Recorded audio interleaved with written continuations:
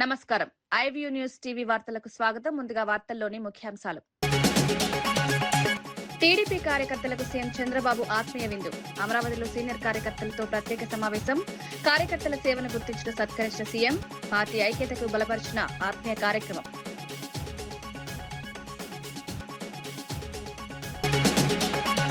కేటీఆర్ పై ప్రేమ ఎక్కువంటూ సీఎంపై సంజయ్ విమర్శ. కేసులపై దృష్టి పెట్టాలని నిలదీత. ప్రాధాన్యతపై ప్రశ్నలు లేవెత్తిన మంత్రి. రాజకీయ కుమ్మక్కు ఉందని ఆరోపణలు.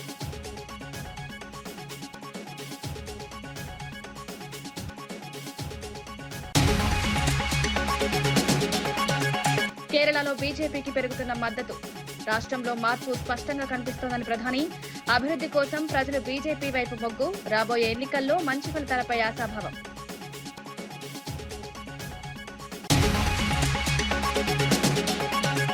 కౌశిక్ రెడ్డిపై శాశ్వత నిషేధం వేయాలని దయాకర్ డిమాండ్.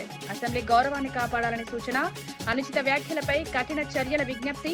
కేటీఆర్ హరీష్ రావు క్షమాపణ చెప్పాలని డిమాండ్.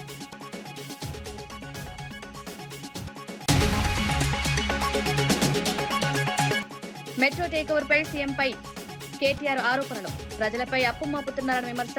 భూముల కోసం కుట్ర జరుగుతోందని వ్యాఖ్య. ప్రభుత్వం వెంటనే స్పష్టతనివ్వాలని డిమాండ్.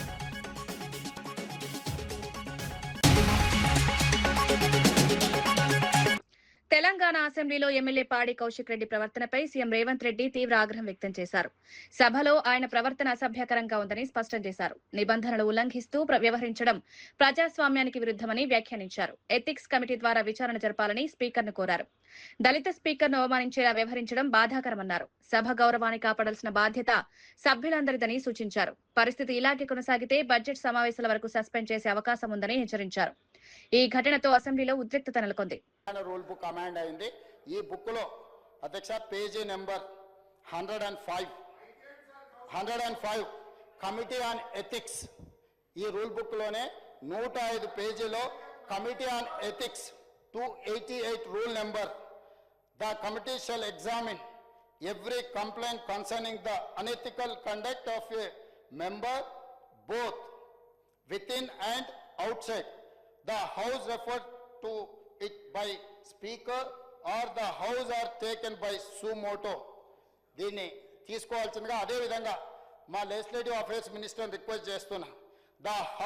దీంట్లో sub class 289 sub class 2 the house may also refer complaint of unethical conduct of a member on a motion to the committee for inquiry and report. అధ్యక్ష, నేను ఒకటే మాట, డైరెక్ట్గా మా సభ్యులు వారు చేసిన విధానాన్ని, వారు వ్యవహరించిన తీరును చూసి శాసనసభ సభ్యత్వాన్ని రద్దు చేశాడని మా వాళ్ళు మాట్లాడారు. నేను అట్లా నియమ నిబంధనలకు వ్యతిరేకంగా చర్యలు తీసుకోమని నేను అడగాను. ఇది కమిటీ ఆన్ ఎథిక్స్కి వారి వ్యవహార శైలిని, ఈ సభలో అన్ని కెమెరాలు ఉన్నాయి, ఈ కెమెరాలలో వారు వ్యవహరించిన తీరు మొత్తం రికార్డ్ అయింది. ఈ అన్ని ఆధారాలను ఈరోజు ఈ సభ ద్వారా మోషన్ మూవ్ చేసి లెజిస్లేటివ్ అఫైర్స్ మినిస్టర్ ఆ ఎథిక్స్ కమిటీకి మీరు రెఫర్ చేసి ఎథిక్స్ కమిటీ ఇచ్చే రికమెండేషన్స్ మీద పాడి కౌశిక్ రెడ్డి గారి మీద చర్యలు తీసుకోవాల్సిందిగా ఆ కమిటీని కూడా, ఇప్పుడు కమిటీ లేదని వారు చెప్పారు, సమయానికి బాగా గుర్తు చేశారు అధ్యక్ష.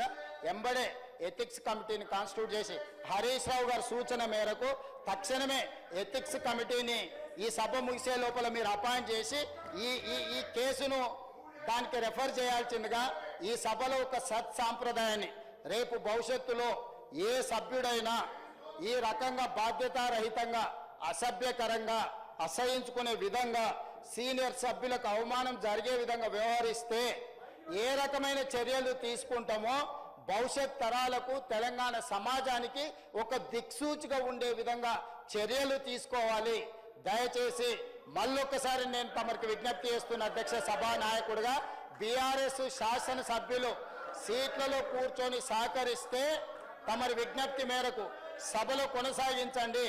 వాళ్ళు సహకరించకుండా ఒక దళితుడు స్పీకర్గా కొనసాగడానికి వీలు లేదు, అతను సమర్థుడు కాదు సభను నడపడానికని ఒక సందేశాన్ని బయట ప్రపంచానికి ఇవ్వదలుచుకుంటే సభ్యులందరినీ రాబోయే బిజినెస్ ఈ బడ్జెట్ సమావేశాలు మొత్తానికి వాళ్ళని సభల నుంచి సస్పెండ్ చేయాల్సిందిగా పాడి కౌశిక్ రెడ్డి గారిది కమిటీ ఆన్ ఎథిక్స్ కి రెఫర్ చేయాల్సిందిగా తమరికి విజ్ఞప్తి చేస్తూ అవకాశం ఇచ్చినందుకు మీకు ధన్యవాదాలు తెలియజేస్తూ సెలవు తీసుకుంటున్నాను అధ్యక్ష.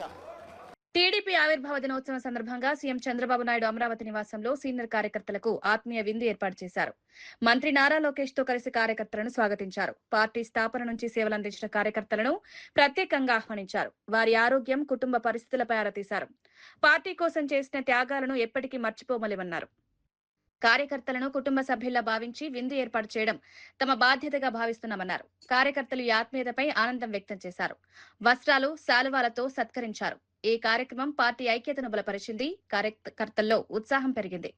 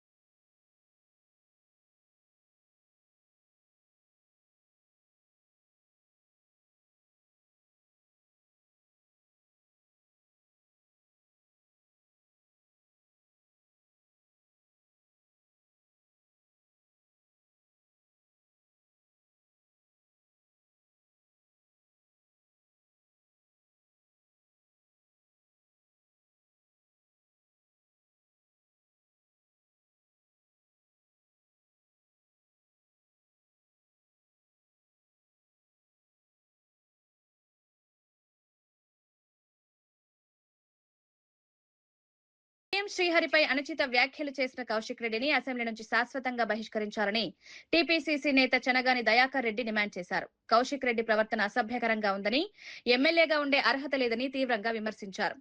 ఆయనను వీధి రౌడీలా ప్రవర్తిస్తున్నారన్నారు. కేటీఆర్, హరీష్ రావు కూడా కడియం శ్రీహరికి బహిరంగ క్షమాపణ చెప్పాల్సిన కోరారు. అసెంబ్లీ గౌరవాన్ని కాపాడాల్సిన బాధ్యత అందరికీ ఉందన్నారు. అనేది చాలా సిగ్గుగా ఉంది. ఇలాంటి పొగరుబోతూ మదమెక్కిన ఆంబూతుల్ని అసెంబ్లీకి రాకుండా అడ్డుకట్ట వేయాలని, శాశ్వతంగా బహిష్కరించాలని మీకు స్పీకర్ గారికి విజ్ఞప్తి చేస్తా ఉన్నాం. వీధి రౌడీగా, బజారు రౌడీగా వ్యవహరిస్తూ అసెంబ్లీ ప్రతిష్టను దిగజారేటట్టు మాట్లాడినటువంటి పాడి కౌశిక్ రెడ్డి పైన తక్షణం చర్యలు తీసుకోవాలని కూడా మేము కోరుతా ఉన్నాం. ఇవాళ పాడి కౌశిక్ రెడ్డి మాట్లాడిన మాటల వెనుక హరీష్ రావు, కేటీఆర్ హస్తం ఉందనేది కూడా మాకు అర్థమవుతా ఉంది. మరి ఇలాంటి పొగరుబోతు ఆంబోతుల పట్ల బీఆర్ఎస్ పార్టీ వైఖరి కూడా ప్రకటించాల్సిన అవసరం ఉందని కూడా మేము కోరుతా ఉన్నాం. ఇవాళ నిండు అసెంబ్లీలో ఇవాళ మాట్లాడే విధానం చూస్తుంటే తెలంగాణ సభ్య సమాజం తలదించుకోలే వ్యవహరిస్తున్నటువంటి పాడి కౌశిక్ రెడ్డిని తక్షణం బహిష్కరించాలని కూడా కోరుతా ఉన్నాం. అతడు ఎమ్మెల్యేగా ఉండే అర్హత కూడా లేదని కూడా మేము కోరుతా ఉన్నాం. కాబట్టి హుజూరాబాద్ ఎమ్మెల్యే అసెంబ్లీకి రాకుండా శాశ్వతంగా బహిష్కరించాలని, అతడు ఎన్నికల్లో పోటీ చేసే విధంగా కూడా చర్యలు తీసుకోవాలని కూడా మేము కోరుతా ఉన్నాం. ఇది చాలా సిగ్గుగా ఉంది. సభ్య సమాజంలో ఇవాళ ప్రతిపక్షంలో ఉండి కూడా ఇవాళ ప్రతిపక్షం ప్రజల పక్షం అనే విధంగా సమస్యలను ప్రభుత్వం దృష్టికి తీసుకురాకుండా ఇవాళ సభను తప్పుదోవ పట్టించే విధంగా సభ్యులపై అనుచితంగా మాట్లాడే విధంగా బీఆర్ఎస్ నాయకులు చేస్తున్న అరాచక విధానాన్ని తెలంగాణ ప్రజలు గమనిస్తా ఉన్నారు. కాబట్టి ఇలాంటి ఎమ్మెల్యేల పట్ల ఇలాంటి అనైతికంగా వ్యవహరిస్తున్నటువంటి పార్టీ కౌశిక్ రెడ్డిపై తక్షణం సస్పెండ్ చేసి బహిష్కరించాలి. ఇలాంటి పొగరబోతు ఆంబోతుల్ని అసెంబ్లీకి వచ్చే అర్హత కూడా లేదని కూడా మేము స్పీకర్ గారికి కోరుతా ఉన్నాం, రాష్ట్ర ప్రభుత్వాన్ని కూడా కోరుతా ఉన్నాం. కాబట్టి తక్షణం ఇవాళ కేటీఆర్ హరీష్ రావు ఇవాళ కడియం శ్రీహరి గారికి కూడా బహిరంగంగా క్షమాపణ చెప్పాలని కూడా కోరుతున్నాం. థ్యాంక్ యూ, నమస్తే. లోక్ అదాలత్ ద్వారా కేసులను వేగంగా పరిష్కరించుకోవచ్చని హైకోర్టు న్యాయమూర్తి జస్టిస్ శామ్ కోషి తెలిపారు. గద్వాల కోర్టు ప్రాంగణంలో నిర్వహించిన జాతీయ మెగా లోక్ అదాలత్ కార్యక్రమాన్ని ప్రారంభించారు. ఈ సందర్భంగా జిల్లాలో 5,345 కేసులు పరిష్కరించడం గర్వకారణమని పేర్కొన్నారు. చిన్న చిన్న వివాదాలు కోర్టుల వరకు వెళ్లకుండా రాజీ మార్గంలో పరిష్కరించుకోవాలని సూచించారు. కోర్టుల్లో కేసులు పెడితే సంవత్సరాల పాటు సాగుతాయని, లోక్ అదాలత్ మంచి ప్రత్యామ్నాయమని వివరించారు. న్యాయవాదులు కూడా కేసులను త్వరగా పరిష్కరించేందుకు సహకరించాలని కోరారు. My Lord, Sri Honorable Chief Guest of this function, Sri Justice P. Shyam Koshi, advocates assembled here and the litigant public, a warm welcome to administrative judge Shravan Kumar గారు, మెంబర్ సెక్రటరీ, ఇక్కడ వచ్చినటువంటి ఎస్ఎస్ఏ ప్రజానికానికి శుభాకాంక్షలు తెలుపుకుంటూ ఇంతసేపు నిరీక్షించిన దానికి కూడా ధన్యవాదాలు తెలుపుకుంటున్నాము. Milord, here we are having 8 courts, Milord, Principal District Court, Additional Court. Total pendencies 7,846 as on today, Milord. Principal District Court 237, First Additional Court 162, Poxo Court 110, Principal Senior Civil Court 366, Additional Senior Civil Court 310, Principal Junior Civil Court 2,244. Total 7,846, Milord, out of which 3,253 civil, 4,593 criminal. అసెంబ్లీలో ప్రతిపక్ష ప్రశ్నలను ప్రభుత్వం కావాలనే వాయిదా వేస్తోందని మాజీ మంత్రి సబితా ఇంద్రారెడ్డి మండిపడ్డారు. ప్రతిపక్షం అడిగే ప్రశ్నలకు సమాధానం చెప్పలేక ప్రభుత్వం వెనుకడుగు వేస్తోందని విమర్శించారు. ముఖ్యంగా మైనింగ్ అంశంలో భారీ అక్రమాలు జరుగుతున్నాయని ఆరోపించారు. అనుమతులు లేకుండా మైనింగ్ కొనసాగుతున్నా కేవలం జరిమానాలు వేసి వదిలేస్తున్నారన్నారు. దీని వెనుక ఉన్న పెద్దల పాత్రపై అనుమానాలు వ్యక్తం చేశారు. ప్రభుత్వం తన తప్పులను కప్పిపుచ్చుకునే ప్రయత్నం చేస్తోందని ఆరోపించారు. అసెంబ్లీ వ్యవహారాల్లో పారదర్శకత ఉండాలని డిమాండ్ చేస్తుందనేది అర్థమవుతున్న సందర్భం. ఈరోజు నేను హరీష్ రావు గారు లేవనెత్తిన అంశం ఏదైనా కూడా అసెంబ్లీలో బయట జరుగుతున్న అవినీతిని అసెంబ్లీలో ప్రస్తావించాలని ప్రయత్నం చేస్తూ ఉంటాం. 1 కాదు 2 కాదు, చాలా చాలా చాలా అవినీతికి సంబంధించిన సంఘటనలు గతంలో బయట పెట్టున్నాం. హెల్త్ పాలసీ కానివ్వండి, సింగరేణికి సంబంధించింది కానివ్వండి, తర్వాత మున్సిపల్ అడ్మినిస్ట్రేషన్లో సంబంధించింది కానివ్వండి, ఇవన్నీ అడుగుతున్న సందర్భంలో ప్రభుత్వం నుండి సమాధానం ఉండదు. నిన్న ఈరోజు ఇసుకకు సంబంధించింది కానివ్వండి, నిన్న హరీష్ రావు గారు ఒక విషయాన్ని ప్రస్తావించినప్పుడు దానికి సమాధానం చెప్పాలి, లేదంటే హౌస్ కమిటీ వేయాలి. కానీ దానికి సమాధానం చెప్పకుండా నియోజకవర్గాల పునర్విభజనపై సీఎం రేవంత్ రెడ్డి ప్రజలను తప్పుదోవ పట్టిస్తున్నారని బీజేపీ ఎంపీ లక్ష్మణ్ విమర్శించారు. పునర్విభజనల వల్ల తెలంగాణలో అసెంబ్లీ స్థానాలు 119 నుంచి 179కి పెరిగే అవకాశం ఉందన్నారు. పార్లమెంటు స్థానాలు కూడా పెరుగుతాయన్నారు. ఈ ప్రక్రియతో ఎస్సీ ఎస్టీలకు ప్రాతినిధ్యం పెరుగుతుందని పేర్కొన్నారు. అభివృద్ధి దిశగా ఇది కీలక నిర్ణయమని వివరించారు. కాంగ్రెస్ పార్టీ ఈ ప్రక్రియను అడ్డుకోవాలని ప్రయత్నించడం సరికాదని విమర్శించారు. ఇవాళ మన డ్యూరేషన్ ఆఫ్ అసెంబ్లీ కానీ లోక్సభ కానీ 5 years అండ్ టైం చాలా స్పష్టంగా రాజ్యాంగంలో ఫిక్స్ చేసి ఉన్నారు. 5 సంవత్సరాలు మించి ఉండడానికి వీల్లేదని. కానీ దురదృష్టవశాత్తు 1977లో ఎమర్జెన్సీ విధించి ఇందిరాగాంధీ తన పదవీ కాలాన్ని మరి 42nd కాన్స్టిట్యూషనల్ అమెండ్మెంట్ చేసి 6 సంవత్సరాలు పొడిగించుకున్నారు. అంటే రాజ్యాంగాన్ని సవరించి యాక్చువల్ రాజ్యాంగం ప్రకారంగా ఈ ఆర్టికల్ 83 పార్లమెంటుకు, ఆర్టికల్ 172 అసెంబ్లీలకు మన పదవీ కాలం 5 సంవత్సరాలు. దాన్ని రాజ్యాంగాన్ని సవరించి ఆ రోజు 42nd అమెండ్మెంట్ ద్వారా 6 సంవత్సరాలు చేస్తుంది.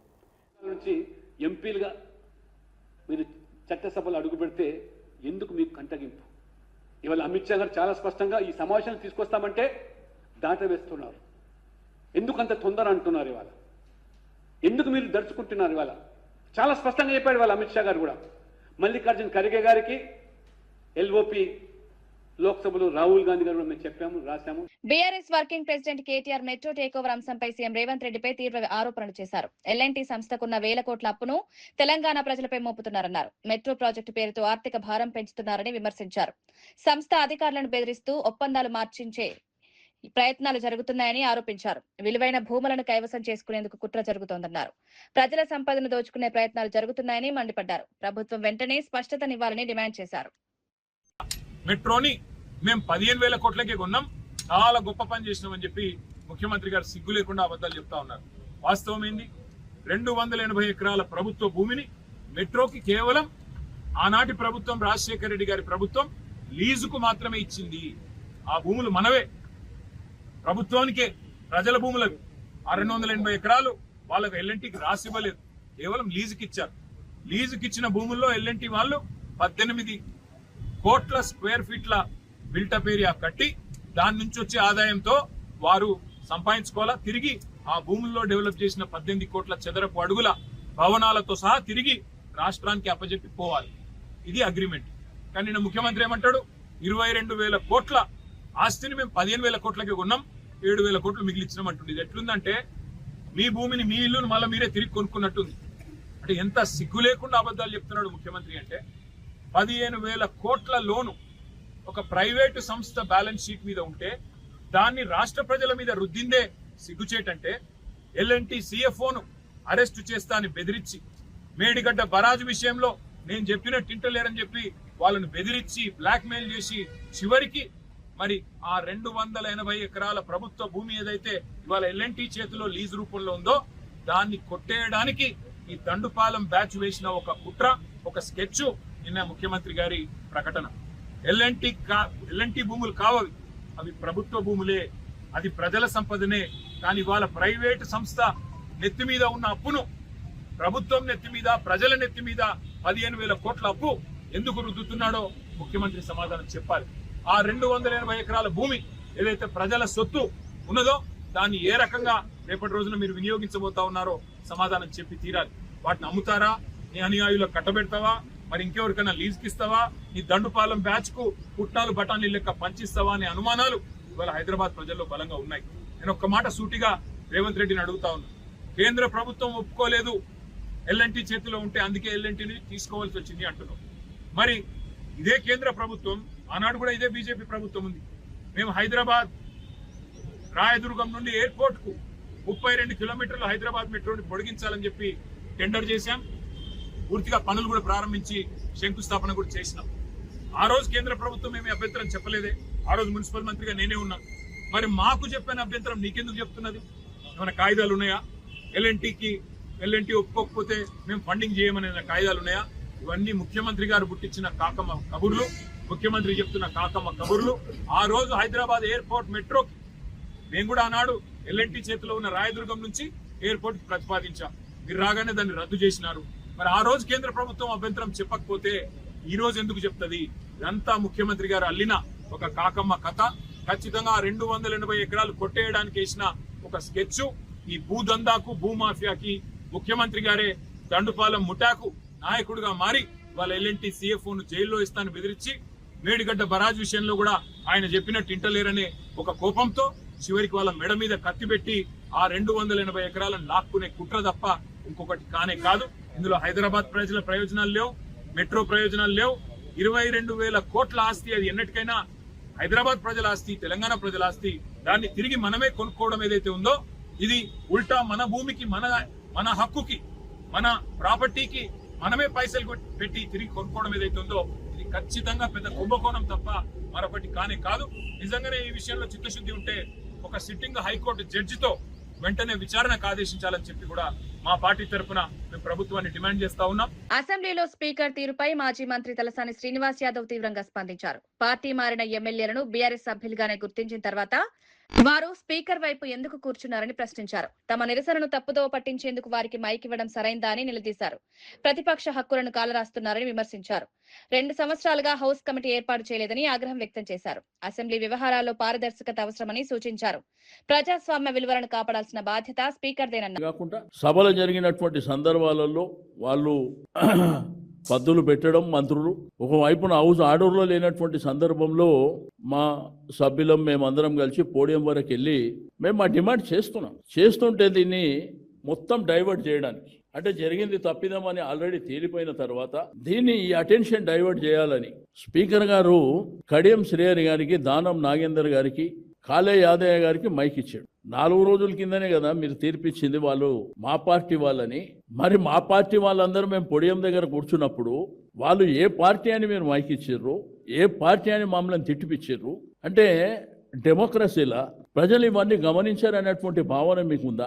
రెండోది, కడియం శ్రీహరి గారు మాట్లాడుతూ ఏదైతే భూముల మీద హౌస్ కమిటీ వేస్తాన్నారు ముఖ్యమంత్రి గారు అని చెప్తూ నా ఇంటికే కూడా పీక్కోలేరు అనేటువంటి అక్కడ జరిగినటువంటి కాన్వర్జేషన్. ఇక్కడ వైపు నుంచి కౌశిక్ మీరు ఏ పార్టీ చెప్పాలి అని ఒక వైపున స్పీకర్ వైపు చూపిస్తూ, రెండో వైపున శ్రీహరి గారి వైపు చూపిస్తూ, ఆయన అఫీషియల్గా స్పీకర్ గారు వీరికేం మైక్ ఇవ్వలేదు.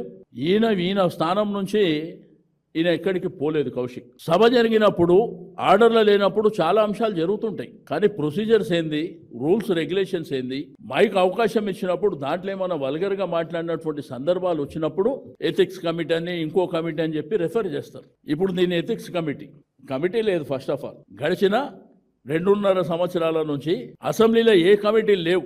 ఎమ్మెల్యే యశస్విని రెడ్డి బీఆర్ఎస్ ఎమ్మెల్యే పాడి కౌశిక్ రెడ్డిపై తీవ్ర విమర్శలు చేశారు. సభలో పెద్దలైన కడియం శ్రీహరిని గౌరవించకుండా మాట్లాడడం సరికాదన్నారు. సభలో చర్చ జరుగుతున్న సమయంలో సమయాన్ని వృధా చేస్తున్నారని ఆగ్రహం వ్యక్తం చేశారు. కొత్త ఎమ్మెల్యేలకు ఇది సరైన సందేశం కాదని పేర్కొన్నారు. సభ్యుల ప్రవర్తన వల్ల సభ గౌరవం దెబ్బతింటుందన్నారు. కౌశిక్ రెడ్డిపై వెంటనే చర్యలు తీసుకోవాలని స్పీకర్ను కోరారు.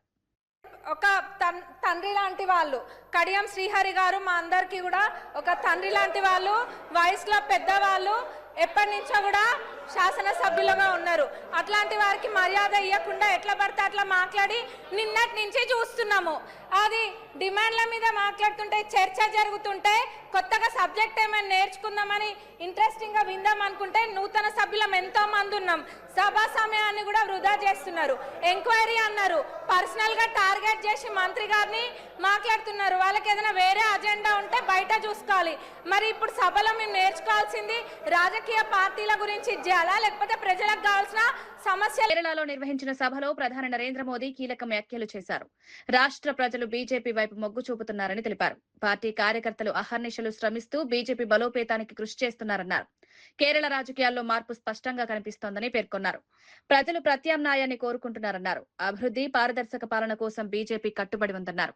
కేంద్ర ప్రభుత్వ పథకాలను ప్రజలకు చేరవేయడంలో కార్యకర్తలు కీలక పాత్ర పోషిస్తున్నారన్నారు. రాబోయే ఎన్నికల్లో బీజేపీకి మంచి ఫలితాలొస్తాయని ఆశాభావం వ్యక్తం చేశారు. पॉलिटिकल वायलेंस के कारण अपना जीवन खोया है। मैं आज केरलम की मेरी ये पहली चुनाव सभा में उन सभी कार्यकर्ताओं को इस मंच से आदरपूर्वक श्रद्धांजलि देता हूं। സുഹൃത്തുക്കളെ, ഈ മാറ്റത്തിന് പിന്നിൽ കേരളത്തിലെ ജനങ്ങളുടെ അനുഗ്രഹമാണ്. ഇതിന് പിന്നിൽ കേരളത്തിലെ ബിജെപിയുടെ ലക്ഷക്കണക്കിന് വരുന്ന പ്രവർത്തകരുടെ അധ്വാനമാണ്.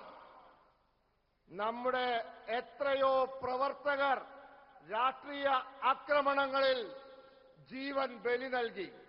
ഇന്ന് ഇവിടെ ഈ തവണത്തെ തെരഞ്ഞെടുപ്പിലെ എന്റെ ആദ്യത്തെ യോഗത്തിൽ വെച്ച് ഞാൻ ആ പ്രവർത്തകരുടെ മുമ്പിൽ പ്രണമിക്കുന്നു.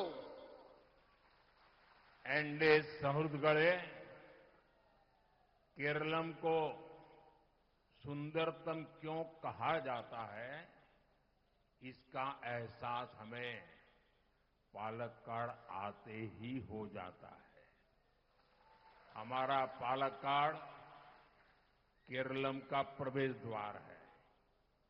यहां प्रकृति की अद्भुत सुंदरता भी है, केरलम की प्राचीन जीवन संस्कृति भी है, और ये केरलम की प्रतिभा और परिश्रम का एक बड़ा केंद्र भी है।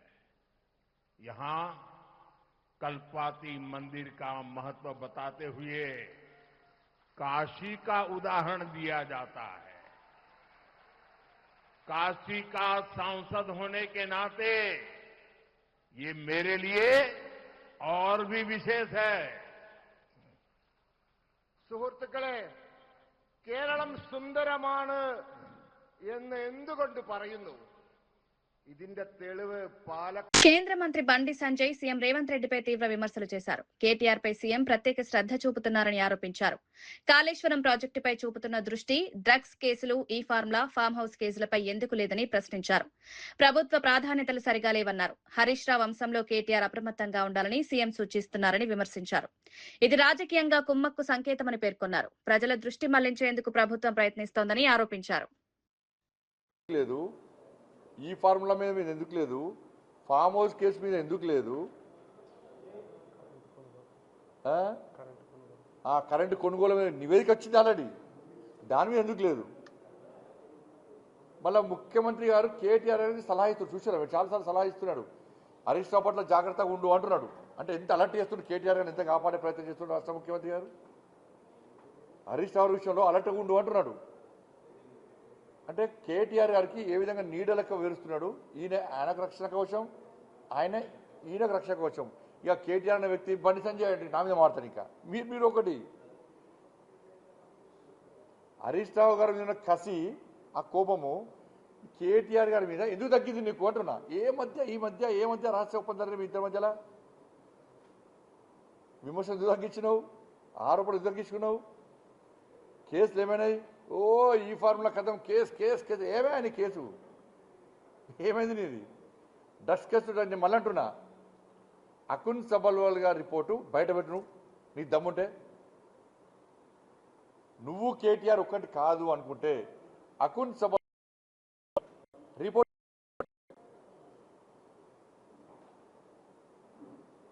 రిపోర్టు మాయం చేసింది ఎవరు? పట్టుకరా.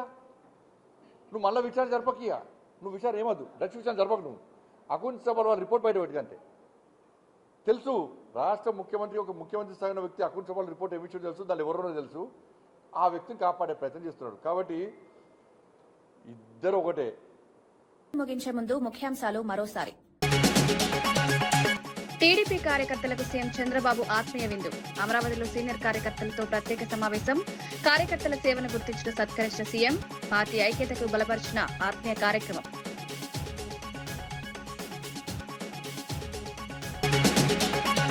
కేటీఆర్ పై ప్రేమ ఎక్కువంటూ సీఎంపై సంజయ్ విమర్శ. కేసులపై దృష్టి పెట్టాలని నిలదీత. ప్రాధాన్యతపై ప్రశ్న లేవెత్తిన మంత్రి. రాజకీయ కుమ్మక్కు ఉందని ఆరోపణలు.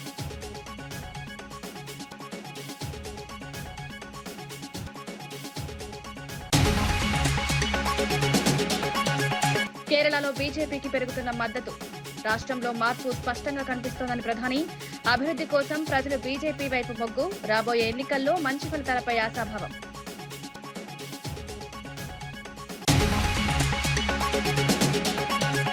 కౌశిక్ రెడ్డిపై శాశ్వత నిషేధం వేయాలని దయాకర్ డిమాండ్. అసెంబ్లీ గౌరవాన్ని కాపాడాలని సూచన.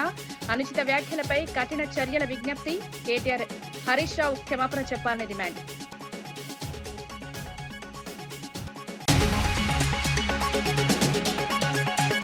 మెట్రో టేకోవర్పై సీఎంపై కేటీఆర్ ఆరోపణలు. ప్రజలపై అప్పు మోపుతున్నారని విమర్శ.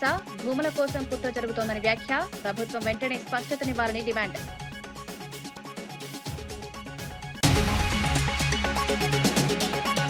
ఇవి ఈనాటి వార్తా విశేషాలు. మరో బులెటిన్లో మళ్ళీ కలుద్దాం. నమస్కారం.